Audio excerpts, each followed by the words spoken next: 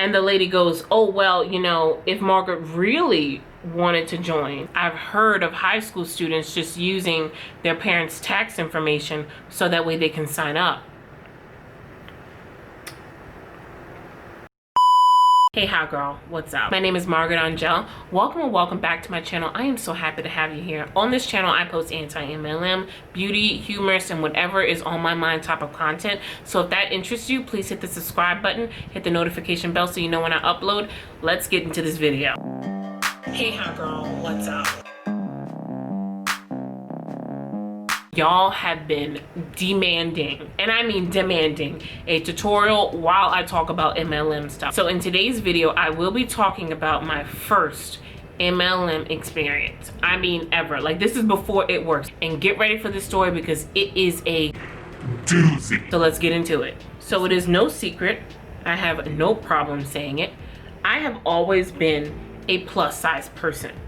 My entire life growing up, I've always been one of the thicker kids. I'm not Humpty Dumpty girl, but I am not thin by any means. So growing up like that, a lot of times you'll hear ridicule as a child, you know, get made fun of because you're bigger. Going through high school, it was really tough because I was around all these skinny, pretty girls and I never felt like I fit in literally ever. And I was always looking for different avenues to lose weight. So fun fact about me. Growing up, I was also involved in the Catholic Church. Yeah, I know, get it out, laugh it off. But yes, I was involved in the Catholic Church and I was an altar server for 9 years. So with that, I naturally grew a family within the Catholic Church. Well, one day I was doing my homework and I get a Facebook message. The message read as, hey Margaret, I hope you and your mom are doing well. I wanted to see if you guys wanted to be involved in my fitness group. We will be hosting a party this Friday and we'd really love for you to come. So naturally I go up to my mom and I'm like, oh my God, mom is having a fitness group at her apartment. I really want to go. I want to see what this is about and you're invited too. So when my mom was younger, my mom was involved in Weight Watchers. She was involved in sports. She also was a heavy set person, so anything to lose weight, she was into it too. And this was coming from a family friend from church. So we're like, yeah, this seems legit. Let's go. So it's the morning of going and I am so excited. I remember that entire day at school. I'm like,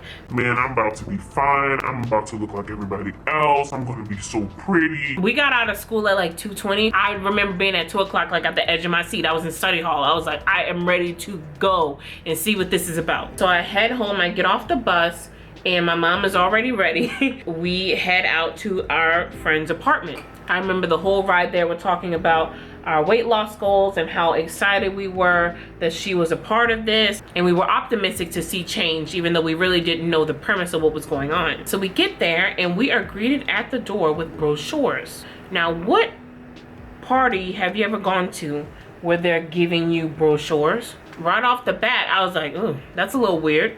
But I'm being optimistic because, again, I want to lose weight. I don't care. Give me this brochure. I'll look at it, sure. My mom raised an eyebrow and kind of nudged me like, what is this? But I wasn't paying attention and we had already driven all the way there. So we say hi to our friend and then I notice that there are shakes on the coffee table in front of the sofa.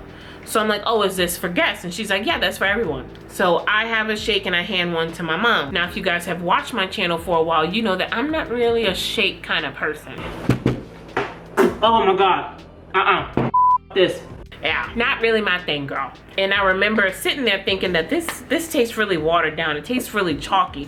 But when you're in that mindset where you want to lose weight, you're gonna chuck it up and you're gonna be like, you know what, I'm gonna make it work anyway. So about 30 minutes into the party, more people arrived. My mom and I were sitting on the couch talking, and the next thing you know, the woman that handed us a brochure, she walks up in front of the television. So she gets in front of the TV and she says, hi everyone. I want to get the seminar started.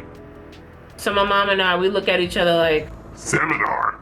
My mom, being the vocal person she was, she goes, I thought this was a weight loss group. The woman quickly replies, yes, of course, but I just want to show you all a video. So in my mind at that age, I'm thinking, okay, well, maybe it's like a before and after video. Maybe it's going to show us like what's in these shakes. Maybe it's going to be her story. No, it was none of that.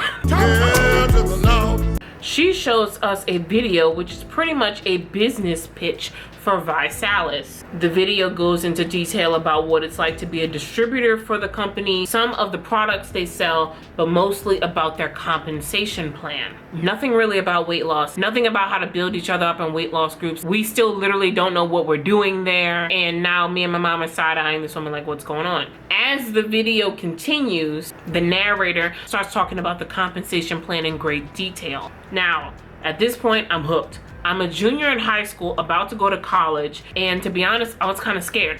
I didn't think that my degree program that I was interested in was going to get me a lot of money, so I was someone that was always hooked on side jobs and trying to make a little bit of extra coin. I've always wanted to suffice for myself, so this part of the video really did have me hooked. The narrator goes on to say how they've been at the company for less than a year, and they were already making 6 figures, and all they did was sell shakes. Deep into the video, they start talking about their free car program and how you too can drive a BMW just like all of us. Now, what does that sound like to you? Imagine you at 16 years old hearing, white BMW, all the money I could think of. All I have to do is sell shakes and smile in people's faces. Sign me up. So as soon as this video was over, she asked if anyone have any questions. Immediately, I raised my hand like the student I am, and I'm like, yeah, ma'am, I have a lot of questions. My mom, she's not buying it. She's not interested. She wants to leave. I'm not letting her leave.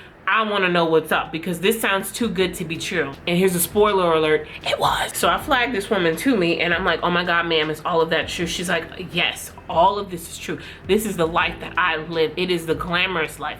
It's perfect. I would love for you to be a part of my team. That's literally the first sentence she tells me. She doesn't know my name. She doesn't know anything about me. She doesn't know my financial status, doesn't even know I'm a student. And she's like, I want you a part of my team. That alone should have been a red flag because it's like, Margaret, this woman is offering this to you. She didn't even give you a formal interview. She knows nothing about you and she wants you to be a part of the team, and all you really did was tell her hello. In hindsight, I should have cross-examined it a little bit better and been like, why offer me so much and you literally know so little about me? But I was a teenager, right? So that doesn't really go through your mind. So I proceed to ask her, I'm like, do you think these shakes are actually gonna help me feel better, look better, be accepted? And she tells me, honey, those girls will be jealous of you if you stick to this program. What's wrong with that? You should never, ever try to use envy to succeed in anything. And then try to tell a teenage girl that, yeah, they'll be envious of you. That's bait to a teenage girl because that's all you want. That's the exact mindset I felt. Wow, I wish I could be smaller. I wish I could be accepted more. And she honed on that. Because I asked her if I would be accepted and she said, of course. Instead of telling a kid, as long as you accept yourself, you shouldn't give a what anybody else thinks about you. Harriet! You shouldn't give a damn what anyone else thinks about your body. That's not the response I got. So I proceed to ask her, how do I sign up? How do I get involved in this? Keep in mind, she never asked me my age. She's like, oh, it's so simple. I can sign you up right here, right now on the computer. She tells me she can recommend her advanced starter pack because my goals are so primary right now. And what she recommends me, hot girl, is over $200 worth of product as a starter kit. Obviously, I ain't got that kind of money, so I look at my mom. My mom, she's not buying it. My mom says, show me the clinical studies that prove that these supplements do exactly what you're saying they do. So side note, my mother was a public health official with the government in the state of Louisiana, so she meant business. She knew all about the protocols, she knew what was right and what wasn't, so she did not hold back with asking any hard questions. So she says, show me the clinical studies, show me something that credits actual evidence that these supplements do exactly what you're saying they do.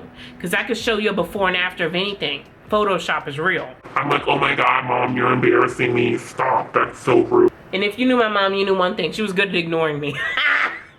The woman proceeds to say, ma'am, I cannot show you clinical studies because the FDA does not regulate our products. And my mom goes, I wonder why.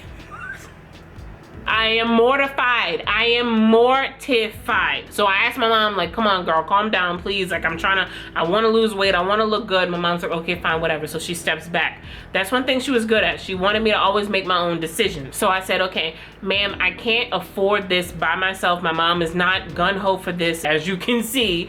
So what can I do so that way I can get this starter kit? She said, well, does your mom have a health savings account?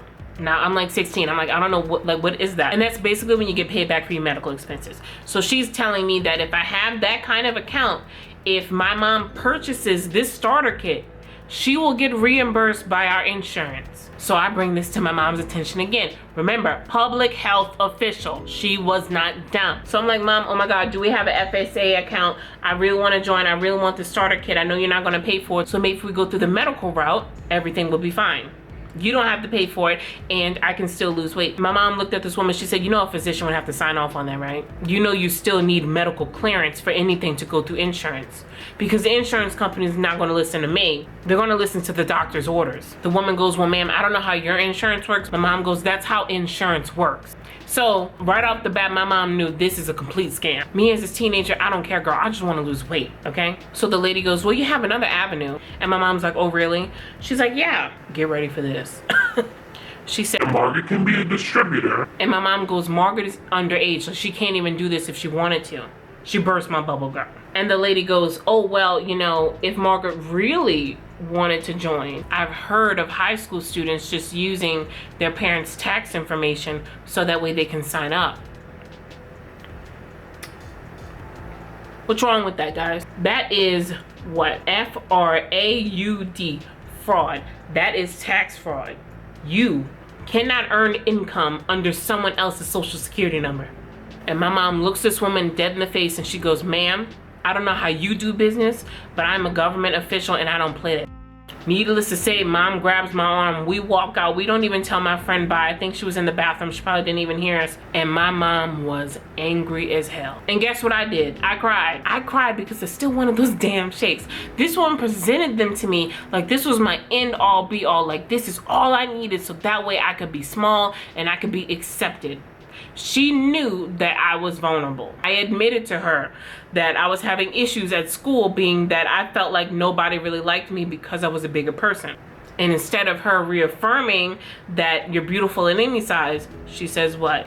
Oh, well, I can change that. She fed into my emotions and pried on my vulnerability. Again, I'm 16, so, you know, I'm stupid. So after that whole debacle, a week goes by and I get a Facebook message. The message read something like, hey young lady, I hope you're doing well. Has your mom cooled down? I'm like, ma'am, if you knew my mom, you know one thing, she can't cool down. Like that's just not possible. And she's like, oh, that's unfortunate because I just wanted to share these photos with you. She proceeds to show me these photos of kids that look to be my age in the middle of the Dominican Republic. So I'm like, whoa, how did they get to go to the Dominican Republic? That's so freaking cool. And she goes, these are my youngest top earners. And I'm like, wow, they had to be at least like 18 to 20 years old looking at the pictures. So I'm like, oh my God, they're right in my age bracket and they're making this much money and they're in the Dominican Republic.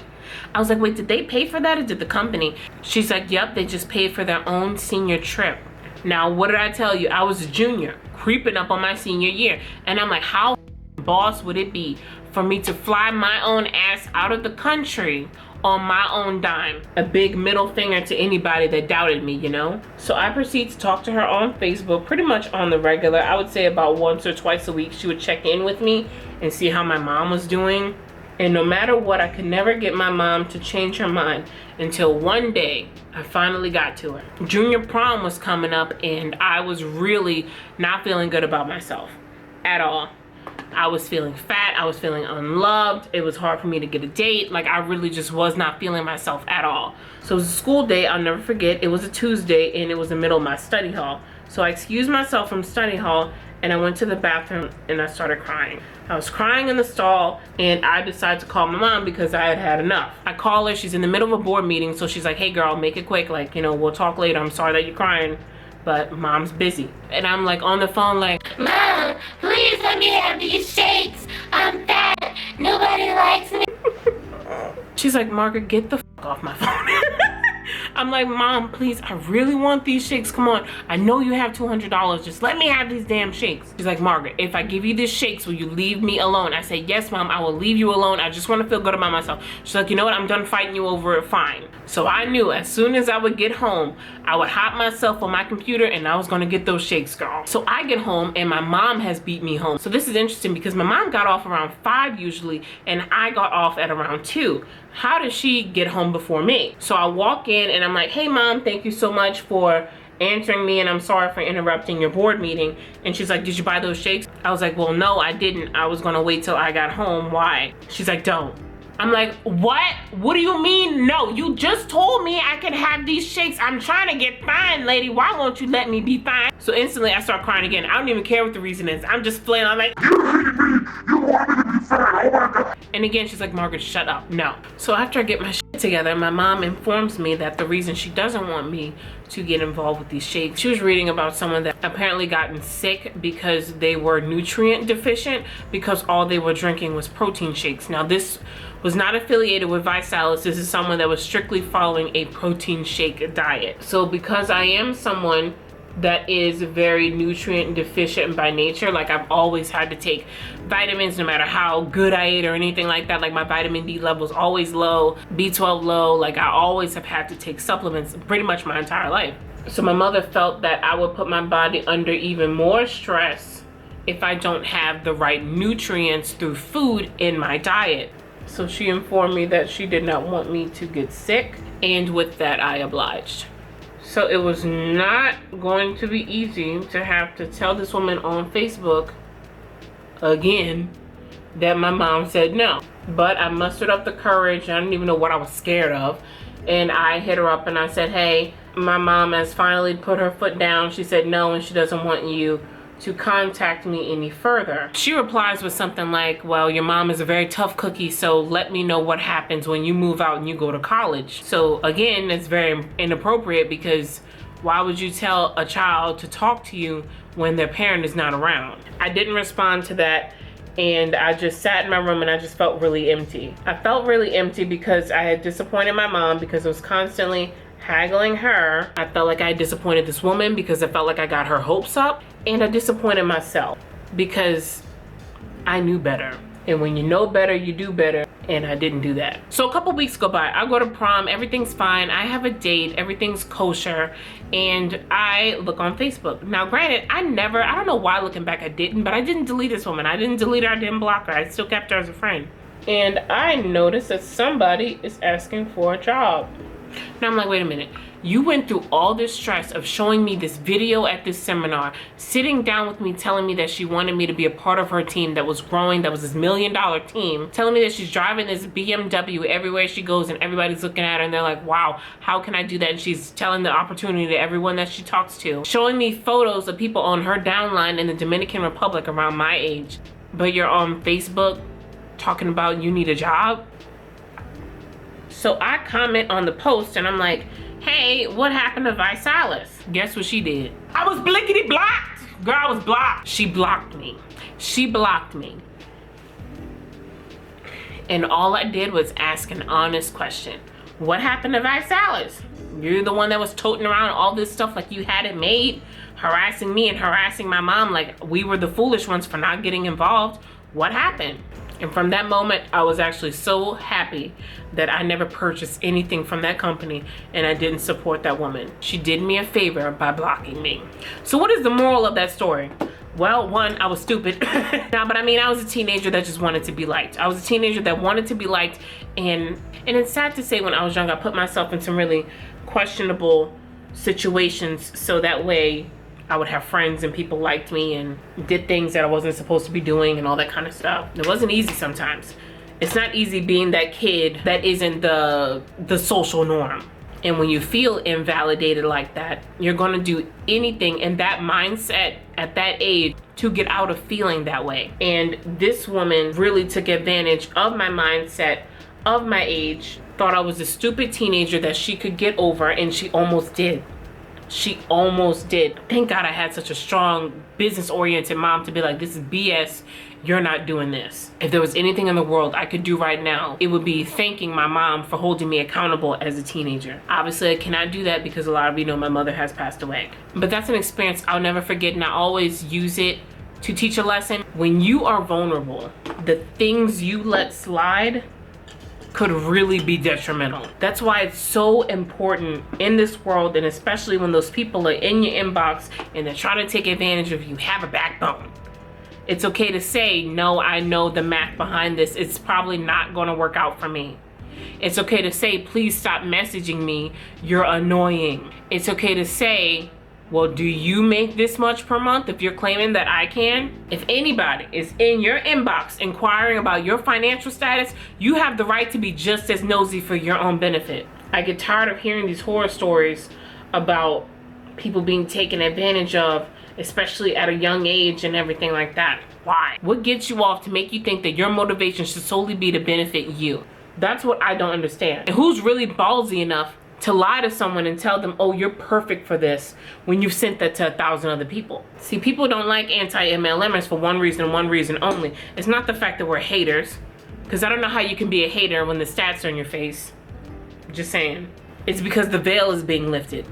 And like I've told you before, we will continue to expose that, because I could have been that child involved in these companies illegally and in debt, because this woman was faking it. She was on Facebook talking about she needed a new job. What happened? Either people in her downline must have left out, either she wasn't living the life like she said she was. It could be a multitude of things.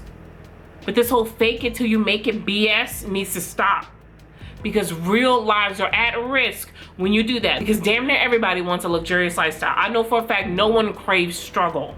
So when you see those posts and they're like, oh my God, I'm living it up, I'm doing this, I'm doing that, you're gonna take that literally. If you don't know the science behind it, if you don't know the math behind all this, you would probably take that literally, because there's so many of them posting the same shit. You're better than that though. You have a brain and I want you to use it. All right, y'all, I'll put on my lashes and I'll be right back. Now I'm going to take my Urban Decay Glide On Pencil in 1993. Just put that all over the lips. And I'm going to top that with my Ofra Verona, my favorite matte lipstick ever. The greatest nude, especially for tan to dark skinned women. It is so sexy. But yeah, you guys, that is the final look. I kind of like this little dark vibe that I've been getting into. I'm really feeling myself with it. And the wig ain't too bad either, girl. But yeah, hot girl, that's gonna do it for today's video. Thank you so much for tuning in. I really appreciate it. You can follow me on Instagram at Margaret Angèl XO. You can also follow me on Twitter at _Queen Margaret. I have a lot of fun over there. It gets really real. I have a podcast link down below. I love you guys so much, and I will catch you next time. Stay hot and stay away from the Huns. Peace.